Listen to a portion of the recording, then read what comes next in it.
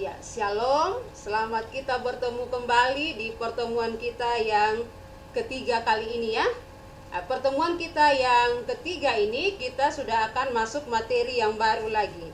Nah, di pertemuan kita yang pertama dan pertemuan kita yang kedua yang lalu, kita sudah membahas tentang teks prosedur ya. Kita sudah membahas materi tentang teks prosedur. Nah, jadi di pertemuan kita kali ini ya, adapun materi yang akan kita bahas, coba Anda perhatikan, coba kalian perhatikan di sini ada gambar ya. Ada gambar di sini yang Ibu boleh tunjukkan di sini gambar ya. Berdasarkan gambar ini, menurut kalian kira-kira kita akan membahas materi tentang apa sesuai dengan gambar yang ada di depan ini. Ya, jadi dari materi ini, dari gambar yang ada di depan ini, materi yang akan kita bahas yaitu kita akan mempelajari tentang teks eksplanasi, ya. Teks eksplanasi karena berdasarkan gambar yang telah diperlihatkan tadi, itu adalah salah satu contoh dari fenomena atau peristiwa yang terjadi ya, yang berhubungan dengan fenomena alam, yaitu adanya peristiwa tentang tsunami yang terjadi di provinsi kita, di negara kita, terlebih di ibu kota provinsi yang terjadi beberapa tahun yang lalu ya. Jadi dari materi mempelajari teks eksplanasi ini ada beberapa tujuan yang harus kita capai dalam pembelajaran kita hari ini. Yang pertama, tujuan yang pertama, siswa dapat memahami pengertian dari teks eksplanasi. Yang kedua, siswa dapat memahami ciri-ciri dari teks eksplanasi. Kemudian yang ketiga, siswa dapat mengidentifikasi struktur dari teks eksplanasi. Kemudian yang keempat, siswa dapat menelaah kebahasaan yang ada dalam teks eksplanasi. Jadi 4 tujuan sesuai dengan materi kita berhubungan dengan mempelajari teks eksplanasi. Di sini kita berbicara tentang tujuan yang pertama, yaitu pengertian dari teks eksplanasi. Menurut kalian kira-kira apa yang dimaksud dengan teks eksplanasi itu? Pasti dari kalian sudah ada yang tahu atau sudah memahami berdasarkan contoh yang sudah dipaparkan tadi sebelumnya. Pasti ada yang sudah tahu apa yang dimaksud dengan teks eksplanasi. Ya, teks eksplanasi adalah teks yang bertujuan, yang menjelaskan sebab suatu fenomena, baik itu peristiwa alam, ilmu pengetahuan, sosial maupun budaya. Jadi menjelaskan sebab suatu fenomena, baik itu peristiwa alam, ilmu pengetahuan, sosial, dan budaya. Itu yang dimaksud dengan teks eksplanasi. Selanjutnya, dalam teks eksplanasi juga ada tujuan. Apa tujuan dari teks eksplanasi tersebut dibuat? Tujuannya untuk memaparkan proses dan sebab-sebab dari fenomena itu. Itu tujuan dari teks eksplanasi. Dibuat teks eksplanasi untuk memaparkan proses dan sebab-sebab dari fenomena. Selanjutnya, dalam teks eksplanasi itu ya ada ciri-cirinya. Dikatakan sebuah teks eksplanasi karena memiliki ciri. Yang pertama, ciri yang pertama, informasi yang diterbitkan harus berdasarkan fakta. Ini ciri yang pertama, bahwa informasi yang diterbitkan itu harus berdasarkan fakta. Jadi dalam teks eksplanasi di sini yang kita harus bahas di dalamnya yaitu berhubungan dengan fakta. Ya, berhubungan dengan realita yang benar-benar terjadi, bukan yang rekayasa, ya. Ini dikatakan berdasarkan fakta. Jadi informasi-informasi yang kita paparkan itu berdasarkan fakta, lebih meyakinkan orang yang membacanya atau mungkin orang yang mendengarnya informasi yang diterbitkan tersebut karena adanya fakta yang dipaparkan. Nah, kemudian ciri yang kedua, hal yang dibahas adalah suatu fenomena yang berhubungan dengan ilmu pengetahuan. Nah, ini ya. Yang dibahas di dalamnya yaitu fenomena yang berhubungan dengan ilmu pengetahuan, ya. Nah, karena di sini kalau kita berbicara tentang fenomena yang berhubungan dengan ilmu pengetahuan, di dalamnya banyak menggunakan istilah ataupun ya atau kata lainnya dengan kata teknis. Kata teknis atau istilah yang digunakan di dalam teks tersebut. Ya, misalnya kita ambil contoh ya. Ya, saat ini kan kita negara kita bahkan seluruh dunia ya sedang mengalami satu ya fenomena, yaitu berhubungan dengan fenomena yang non alam ya, yang bukan berasal dari alam tetapi yang non alam yang diakibatkan oleh wabah. Yaitu penyakit COVID-19 atau virus corona.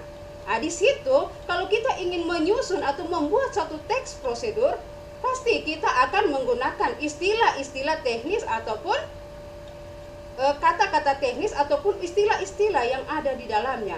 Misalnya, salah satu contoh dalam kalau kita berbicara tentang fenomena tentang COVID-19, misalnya ada istilah yang dikatakan dengan apa?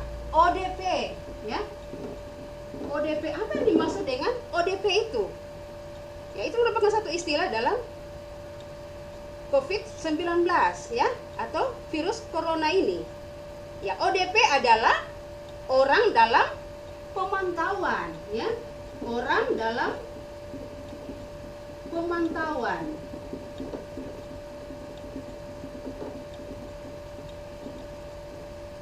Ya, kemudian ada lagi istilah lain, ya.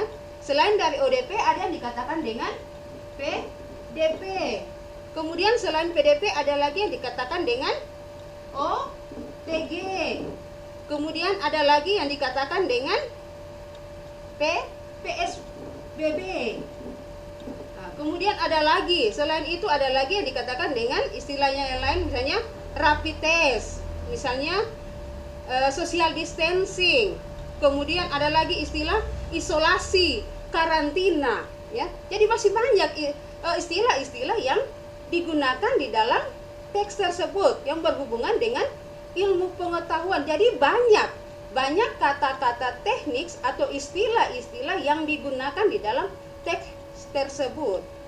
Nah, kemudian ciri yang ketiga, sifatnya informatif ya, dan tidak mempengaruhi pembaca untuk percaya terhadap hal yang dibahas ya. Dikatakan sifatnya hanya informatif dan tidak mempengaruhi. Jadi dia tidak dia paparkan di situ apa yang dia paparkan di situ hanya berupa informasi, tetapi informasinya yang berupa fakta, bukan yang hanya rekayasa tetapi sesuai dengan kenyataan. Nah, dan tidak mempengaruhi pembaca untuk percaya terhadap hal yang dibahas.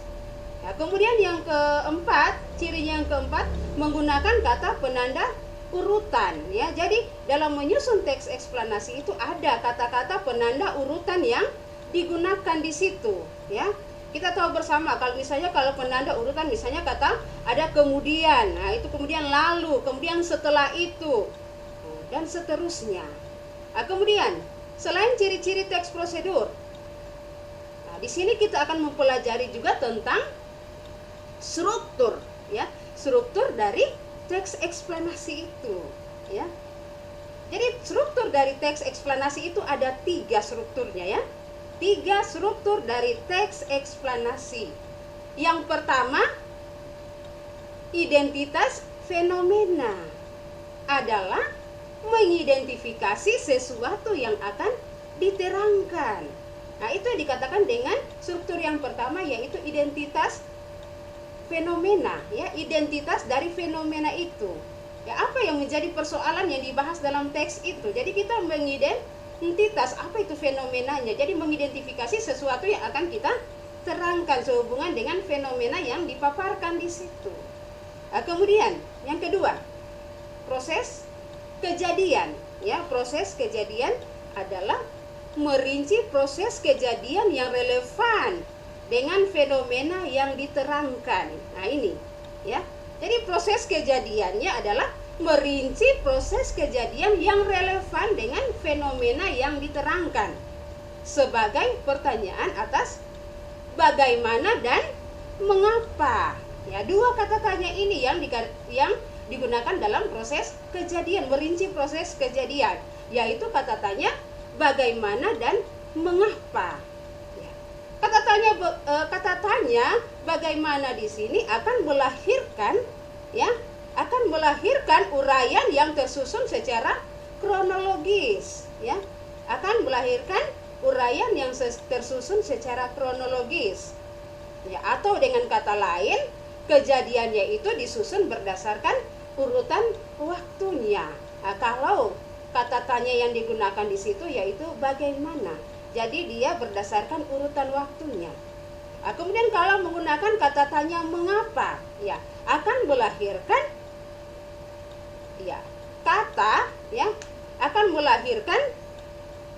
kata yang tersusun secara kausalitas, ya. Nah, jadi kausalitas, jadi uraian yang disampaikan di situ akan tersusun secara kausalitas, atau dalam artiannya bahwa fase-fase kejadian tersebut disusun berdasarkan hubungan sebab akibat, ya. Ada hubungan sebab akibatnya di dalam, atau hubungan kausalitasnya itu.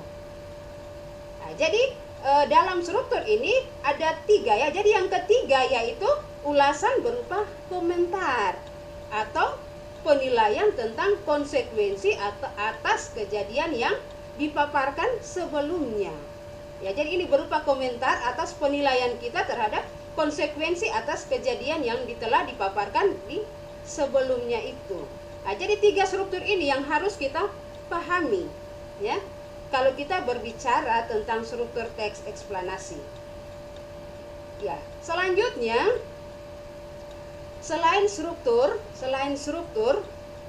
teks eksplanasi juga memiliki kebahasaan. Ada kebahasaan yang digunakan dalam teks eksplanasi. Nah, kebahasaan yang pertama yaitu menggunakan konjungsi kausalitas. Apa yang dimaksud dengan konjungsi kausalitas? Ya, yaitu kata yang menghubungkan antara dua kalimat yang menguraikan tentang sebab dan akibat. Nah, itu yang dikatakan dengan konjungsi kausalitas. Jadi ada kata yang menghubungkan antara dua kalimat. Ya, selain konjungsi kausalitas. Ya, di sini kita bisa lihat contoh dulu, ya, contoh dari konjungsi kausalitas. Misalnya kata sebab, karena itu, oleh sebab itu, oleh karena itu, sehingga, ya. Itu contoh konjungsi kausalitas. Kemudian yang berikutnya, konjungsi kronologis, ya. Yang kedua yaitu konjungsi kronologis adalah konjungsi yang menghubungkan dua buah klausa atau lebih yang menggambarkan adanya urutan waktu kejadian. Jadi menghubungkan dua buah klausa atau lebih. Ya, pasti ada yang bertanya, apa yang dimaksud dengan klausa? Ya, jadi klausa adalah kelompok kata yang sekurang-kurangnya terdiri dari subjek dan predikat dan berpotensi menjadi kalimat. Nah, itu yang dikatakan dengan klausa.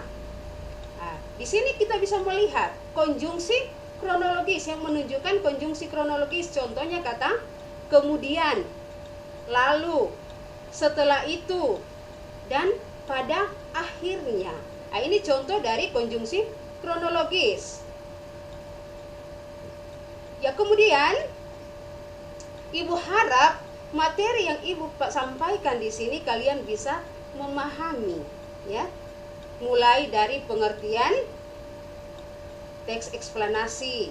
Kemudian yang berikutnya tentang ciri-ciri dari teks eksplanasi.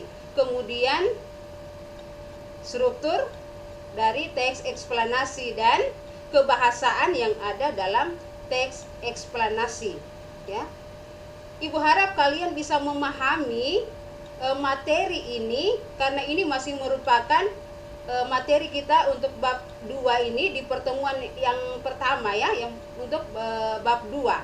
Karena materi ini masih akan berlanjut ke pertemuan berikutnya, ya. Nah, karena di sini kita masih membahas dulu yang pertama tadi, pengertian dari teks prosedur. Ya, kalian sudah paham tuh apa yang dimaksud dengan teks eksplanasi, ya, bukan teks prosedur, teks eksplanasi. Ya, kemudian ciri-ciri, kemudian struktur dari teks eksplanasi dan kebahasaan dalam teks eksplanasi, ya.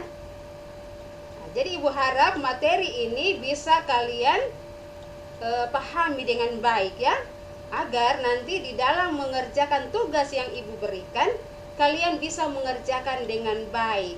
Nah, jawaban yang dibuat itu bisa benar, ya, karena kalian bisa memahami materi yang sudah dipaparkan.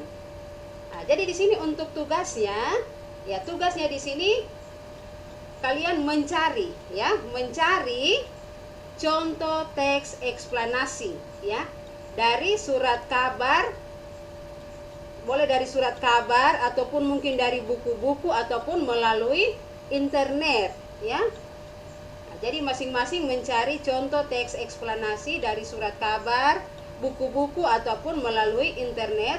Kemudian setelah Anda mendapatkan contoh teks tersebut, ya, kalian akan menentukan bagian-bagian dari struktur teks eksplanasi tersebut. Jadi di sini ada 3 tadi, ya, 3. Ya, 3 bagian ini yang akan kalian tentukan dari teks yang kalian sudah dapatkan.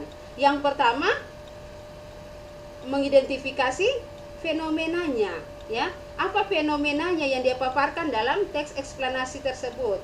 Kemudian bagaimana proses kejadiannya, ya. Dan yang ketiga berisi ulasan, ya. Ulasannya di situ nanti kalian memberikan komentar Anda tentang fenomena yang telah dipaparkan tersebut. Nah, jadi 3 poin ini yang Anda akan tentukan sesuai dengan teks yang kalian sudah dapatkan, ya. Ya. Jadi Ibu sangat berharap sekali, ya, Ibu sangat berharap sekali kalian bisa mengerjakan tugas yang diberikan ini tepat waktu, ya. Jadi kita jangan menunda-nunda pekerjaan. Yang bisa kita selesaikan hari ini, kita selesaikan hari ini. Jangan kita menunda nanti minggu depan atau nanti kapan-kapan kita suka buat, ya. Ya, karena keberhasilan kita itu dalam pembelajaran itu, ya, tergantung dari tugas yang diberikan kepada kalian. Kalau kalian bisa mengerjakan tugas yang diberikan, berarti kalian sudah memahami materi yang telah Ibu paparkan tadi. Oke? Ya, jadi Ibu harap kalian bisa merespon materi ini dengan baik, ya. Ya, jadi pertemuan kita untuk hari ini kita akan akhiri sampai di sini, dan kita akan bertemu lagi di pertemuan-pertemuan kita yang selanjutnya, ya. Ya, tetap menjaga kesehatan walaupun kita hanya belajar di rumah, ya. Kita hanya belajar dari rumah, kita tetap menjaga kesehatan dan tetap memiliki semangat, ya. Semangat untuk belajar. Oke? Ya. Sampai kita bertemu lagi.